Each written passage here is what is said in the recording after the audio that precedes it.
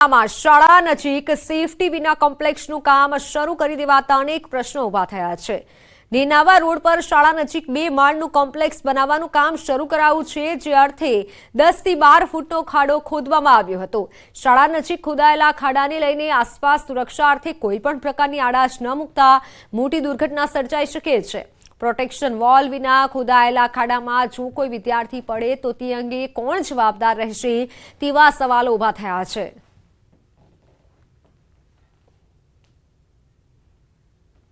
અમારા સ્ટાફને ત્યાં સ્થળ પર મોકલેલા હતા અને સ્થળ ઉપર જે રિપોર્ટ આવશે એના આધારે અમે એમને આગળની કાર્યવાહી કરશું। ધાનેરાથી નેનાવા રોડ ઉપર એક કોમ્પ્લેક્સનું કામ ચાલી રહ્યું છે।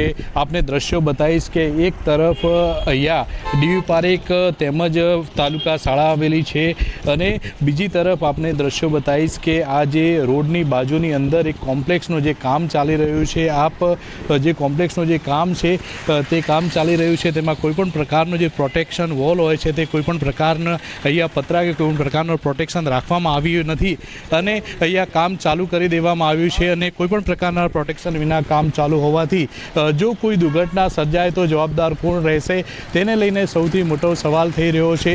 અહીંયા 10 ફૂટથી પણ ઊંડું અહીંયા જે આ કોમ્પ્લેક્સ બનાવવા માટે જે ખણી દેવામાં આવ્યું છે અને જો બાળકો અહીંથી નીકળ્યા અને જો કોઈ બાળક અહીંયા પડી ગયું તો જવાબદાર કોણ રહેશે તેને લઈને સૌથી મોટો સવાલ થઈ રહ્યો છે। થોડા દિવસ પહેલાં જે વડોદરાની જે ઘટના બની હતી અને વડોદરાની ઘટનામાં પણ લાપરવાહી વહીવટી તંત્રની સામે આવી હતી અને અહીંયા પણ તમે જોઈ શકો છો કે અહીંયા કોઈ લાપરવાહી સામે આવી અને કોઈ બાળક અહીંયા પડી ગયું તો જવાબદાર કોણ રહેશે। આપણે બીજા પણ દ્રશ્યો બતાવીશ કે ત્યાં આગળ પતરા લગાવવાની જગ્યાએ અત્યારે જે ખુલ્લું દેખાઈ રહ્યું છે અને અત્યારે કામ ચાલુ છે। છેલ્લા 6 થી 7 દિવસથી આ જે કામ ચાલી રહ્યું છે અને વડોદરા જેવી જો ઘટના ધાનેરામાં બને તો જવાબદાર કોણ રહેશે તેને લઈને અનેક સવાલો પણ ઉઠી રહ્યા છે। હવે જોવાનું એ રહેશે કે વહીવટીતંત્ર દ્વારા કયા પ્રકારની જે કાર્યવાહી છે તે કરવામાં આવે છે। કિશોર તુવર, ન્યૂઝ 18 ગુજરાતી, બનાસકાંઠા। વચ્ચે વાવી જીઆઈડીસીમાં તસ્કરો તરખાટ મચાવી રહ્યા છે। રેકી કરી જીઆઈડી વિસ્તારમાં ચોરીની ઘટનાને અંજામ આપનાર ગુર્જર ગેંગના 5 તસ્કરોને પોલીસે ઝડપી પાડ્યા છે।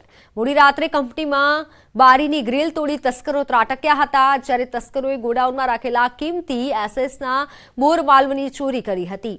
1,80,000ની કિંમતના 149 જેટલા બોરના વાલ્વ ચોરી તસ્કરો ફરાર થયા હતા। ફરિયાદ નોંધાતા પોલીસે સીસીટીવી ફૂટેજના આધારે તપાસ હાથ ધરી હતી। પેટ્રોલિંગ દરમિયાન શંકાસ્પદ ટેમ્પોની તપાસ કરાતા ગુર્જર ગેંગના 5 લોકો ઝડપાયા હતા। પોલીસે 5 આરોપી સાથે 2,40,000નો મુદ્દામાલ ઝડપી પાડ્યો છે। 26ની નાઇટના ગ્રીલ તોડીને અંદર ઘૂસીને આ લોકોએ ટોટલ 149 સ્ટીલના વાલ્વની ચોરી કરેલી હતી, જે આ પેટ્રોલિંગ દરમિયાન ઝડપાઈ જતા આ 2 વ્યક્તિઓ સહિત